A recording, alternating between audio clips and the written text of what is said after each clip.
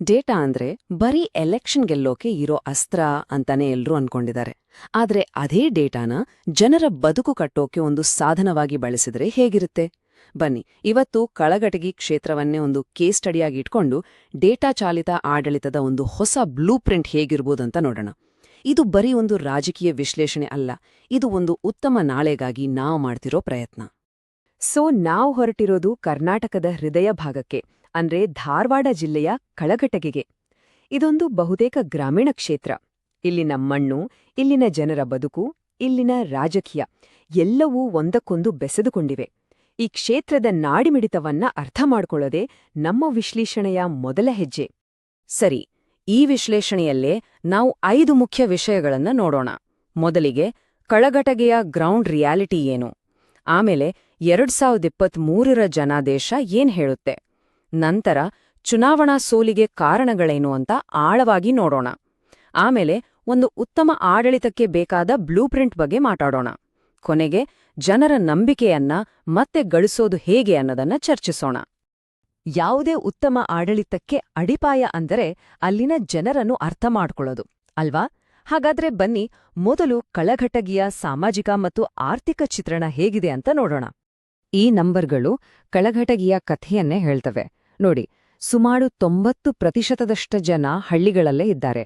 ಅಂದ್ರೆ ಏನು?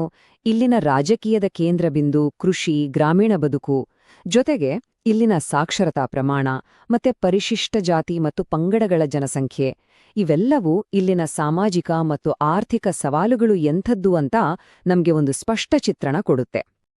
ಒಂದು ಬತ್ತಿ ಹೋದ ಬಾವಿ, ಒಂದು ಹಾಳಾದ ರಸ್ತೆ, ಇಲ್ಲ ಒಂದು ಮುಚ್ಚಿಹೋದ ಫ್ಯಾಕ್ಟ್ರಿ, ಇವು ಕೇವಲ ಅಭಿವೃದ್ಧಿ ಕೊರತೆಯಲ್ಲ ಗೊತ್ತಾ, ಇವು ಈಡೇರದ ಭರವಸೆಗಳ ಸಂಕೇತ. ನೀರಿನ ಸಮಸ್ಯೆ, ಮೂಲಸೌಕರ್ಯದ ಕೊರತೆ, ಕೆಲಸ ಇಲ್ದೇ ಇರೋದು, ಇವು ಬರೀ ಸಮಸ್ಯೆಗಳಲ್ಲ, ಇವು ಜನರ ದಿನನಿತ್ಯದ ಹೋರಾಟ. ಇದೇ ಅಸಮಾಧಾನ ಕೊನೆಗೆ ರಾಜಕೀಯ ಬದಲಾವಣೆಗೆ ದಾರಿ ಮಾಡಿಕೊಡುತ್ತೆ. ಹಿರೇಹೊನ್ನಿಹಳ್ಳಿಯ ಒಬ್ಬ ರೈತರ ಈ ಮಾತನ್ನ ಕೇಳಿ. ನೀರಿನ ಸಮಸ್ಯೆ ಅನ್ನೋದು ಕೇವಲ ಒಂದು ಪದವಲ್ಲ, ಅದು ಜನರ ಬದುಕಿನ ಮೇಲೆ ಹೇಗೆ ಪರಿಣಾಮ ಬೀರುತ್ತೆ ಅನ್ನೋದಕ್ಕೆ ಇದೊಂದು ಜೀವಂತ ಸಾಕ್ಷಿ. ಇದು ಬರೀ ನಂಬರ್ಗಳ ಕಥೆ ಅಲ್ಲ, ಇದು ಜನರ ನೋವಿನ ಕಥೆ. ಇಲ್ಲಿಯವರೆಗೆ ಜನರ ಮಾತು ಕೇಳಿದ್ವಿ. ಈಗ ನಂಬರ್ಗಳು ಏನ್ ಹೇಳ್ತವೆ ನೋಡೋಣ ಬನ್ನಿ. 2023ರ ಎಲೆಕ್ಷನ್ ರಿಸಲ್ಟ್ ಇದೆಯಲ್ಲ, ಅದು ಜನರ ಮನಸ್ಸಿನ ಒಂದು ಕನ್ನಡಿ ಇದ್ದಾಗೆ. ಆ ಕನ್ನಡಿಯಲ್ಲಿ ಏನಿದೆಯಂತ ಒಮ್ಮೆ ನೋಡೇ ಬಿಡೋಣ. 2018ರಿಂದ 2023 ಕೇವಲ 5 ವರ್ಷದಲ್ಲಿ ಇಡೀ ರಾಜಕೀಯ ಚಿತ್ರಣವೇ ತಲೆಕೆಳಗಾಗಿದೆ. ಈ ಗ್ರಾಫ್ ನೋಡಿ, 2 ಮುಖ್ಯ ಪಕ್ಷಗಳ ವೋಟ್ ಶೇರ್ನಲ್ಲಿ ಎಷ್ಟು ದೊಡ್ಡ ಬದಲಾವಣೆ ಆಗಿದೆ ಅಂತ. ಇದು ಬರೀ ನಂಬರ್ಗಳ ಆಟ ಅಲ್ಲ, ಇದರ ಹಿಂದೆ ಒಂದು ದೊಡ್ಡ ರಾಜಕೀಯ ಸಂದೇಶ ಅಡಗಿದೆ. +15.2%. ಯೋಚನೆ ಮಾಡಿ, ಇದು ಸಣ್ಣ ಸಂಖ್ಯೆಯಲ್ಲ, ಇದೊಂದು ರಾಜಕೀಯ ಅಲೆಯನ್ನೇ ಸೂಚಿಸುತ್ತೆ. ಗೆದ್ದ ಪಕ್ಷಕ್ಕೆ ಇಷ್ಟೊಂದು ದೊಡ್ಡ ಮಟ್ಟದಲ್ಲಿ ವೋಟ್ ಶೇರ್ ಜಾಸ್ತಿ ಆಗಿದೆ ಅಂದ್ರೆ ಜನ ಬದಲಾವಣೆಗಾಗಿ ಎಷ್ಟು ಹಂಬಲಿಸ್ತಿದ್ರು ಅನ್ನೋದು ಸ್ಪಷ್ಟವಾಗುತ್ತೆ. ಇನ್ನೊಂದು ಕಡೆ ನೋಡಿ, -10.8%. ಆಡಳಿತದಲ್ಲಿದ್ದ ಪಕ್ಷದ ವೋಟ್ ಶೇರ್ ಇಷ್ಟೊಂದು ಕುಸಿದಿದೆ ಅಂದ್ರೆ ಜನರ ಅಸಮಾಧಾನ ಯಾವ ಮಟ್ಟದಲ್ಲಿತ್ತು ಅಂತ ಅರ್ಥ ಮಾಡ್ಕೋಬೋದು. ಇದು ಬರೀ ಒಂದು ಸೋಲಲ್ಲ, ಇದೊಂದು ಸ್ಪಷ್ಟವಾದ ತಿರಸ್ಕಾರ ಅಂತಾನೆ ಹೇಳ್ಬೋದು.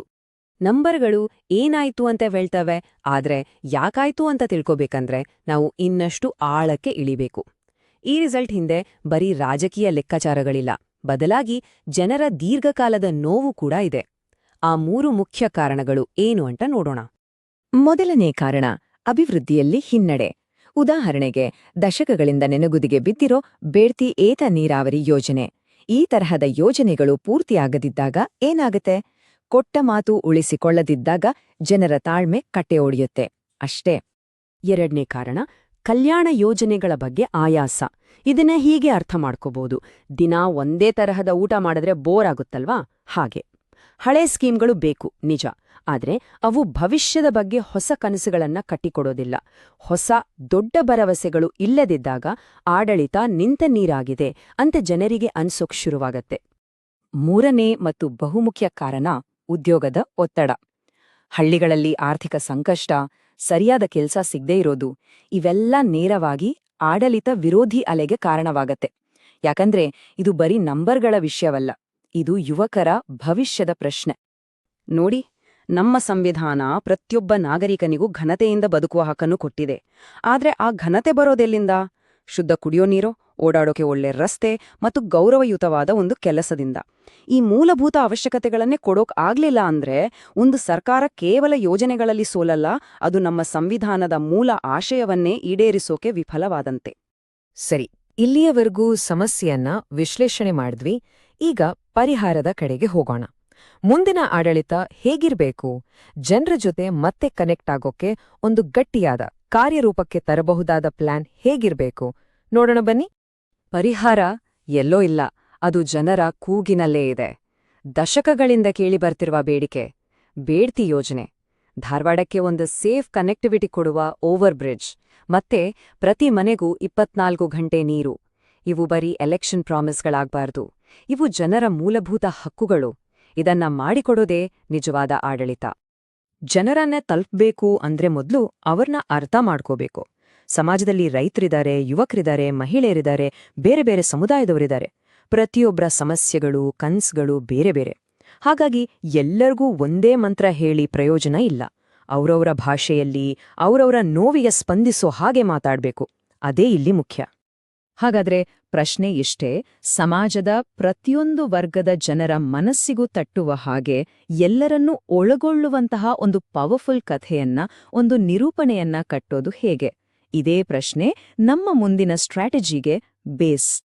ಇದಕ್ಕೆ ಉತ್ತರ ಚತುರ್ಮುಖ ಸಿದ್ಧಾಂತ, ಅಂದ್ರೆ 4 ಮುಖಗಳ ಸ್ಟ್ರಾಟಜಿ. ಮೊದಲನೇ ಮುಖ ಶಿವನದ್ದು, ಅಂದ್ರೆ ಸಮಸ್ಯೆಗಳ ವಿರುದ್ಧ ಆಕ್ರಮಣಕಾರಿಯಾಗಿ ಹೋರಾಡೋದು. ಎರಡನೇ ಮುಖ ವಿಷ್ಣುವಿನದ್ದು, ಅಂದ್ರೆ ಸ್ಥಿರತೆ ಕೊಡೋದು, ಹಳೆಯ ಯೋಜನೆಗಳನ್ನ ಮುಂದುವರಿಸೋದು. ಮೂರನೇ ಮುಖ ಬ್ರಹ್ಮನದ್ದು, ಟೆಕ್ನಾಲಜಿ ಬಳಸಿ ಹೊಸ ಹೊಸ ಪರಿಹಾರಗಳನ್ನ ಸೃಷ್ಟಿಸೋದು. ನಾಲ್ಕನೇ ಮುಖ ದುರ್ಗೆಯದ್ದು, ಅಂದ್ರೆ ಎಲ್ಲರನ್ನೂ, ವಿಶೇಷವಾಗಿ ರೈತರು ಮತ್ತೆ ಮಹಿಳೆಯರನ್ನ ರಕ್ಷಿಸೋದು. ಈ 4 ಮುಖಗಳ ಬ್ಯಾಲೆನ್ಸ್ ಇದೆಯಲ್ಲ, ಅದೇ ಜನರ ನಂಬಿಕೆಯನ್ನ ಮತ್ತೆ ಕಟ್ಟಿಕೊಡುತ್ತೆ. ಈಗ ನಾವು ನಮ್ಮ ವಿಶ್ಲೇಷಣೆಯ ಕೊನೆಯ ಹಂತಕ್ಕೆ ಬಂದಿದ್ದೀವಿ. ಇಲ್ಲಿ ನಾವು ಕೇವಲ ಎಲೆಕ್ಷನ್ ಗೆಲ್ಲೋದು ಹೇಗೆ ಅಂತಲ್ಲ, ಜನರ ಜೊತೆ ಒಂದು ಶಾಶ್ವತವಾದ ನಂಬಿಕೆಯ ಸಂಬಂಧವನ್ನ ಕಟ್ಟೋದು ಹೇಗೆ ಅನ್ನೋದ್ರ ಬಗ್ಗೆ ಗಮನ ಹರಿಸೋಣ. ಯಶಸ್ಸು ಯಾವಾಗಲೂ ಕೆಲವು ಸುಳಿವುಗಳನ್ನು ಬಿಟ್ಟುಹೋಗುತ್ತೆ. ಉದಾಹರಣೆಗೆ, ಪಕ್ಕದ ಶಿಗ್ಗಾಮಿ ಕ್ಷೇತ್ರವನ್ನೇ ತೆಗೆದುಕೊಳ್ಳಿ. ಅಲ್ಲಿನ ಗೆಲುವಿನ ಹಿಂದಿರೋ 3 ಸೂತ್ರಗಳು ಇಲ್ಲಿಗೂ ಅನ್ವಯಿಸ್ತವೆ. ಮೊದಲನೆಯದು ಕೋರ್ ಸಪೋರ್ಟ್ ಬೇಸ್ನ ನಂಬಿಕೆಯನ್ನ ಗಟ್ಟಿಗೊಳಿಸೋದು.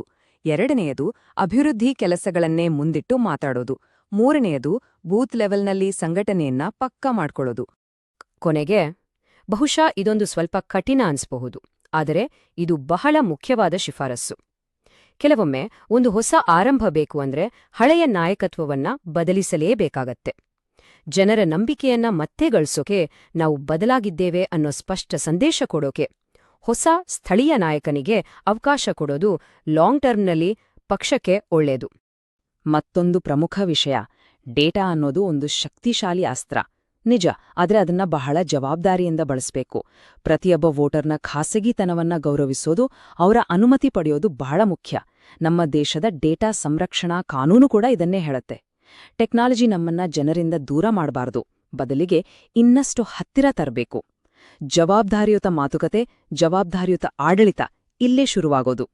ನೀವು ಜನಕೇಂದ್ರಿತ ನಾಯಕರಾಗಲು ಮತ್ತು ನಿಮ್ಮ ಕ್ಷೇತ್ರವನ್ನು ಉನ್ನತೀಕರಿಸಲು ಬಯಸಿದ್ರೆ blueprintstrategies.ai ಅನ್ನು mgs@blueprintstrategies.ai ನಲ್ಲಿ ಸಂಪರ್ಕಿಸಿ ಅಥವಾ 08042041602ಗೆ ಕರೆ ಮಾಡಿ. ರಾಜಕೀಯವನ್ನು ಮೀರಿದ ಉದ್ದೇಶ.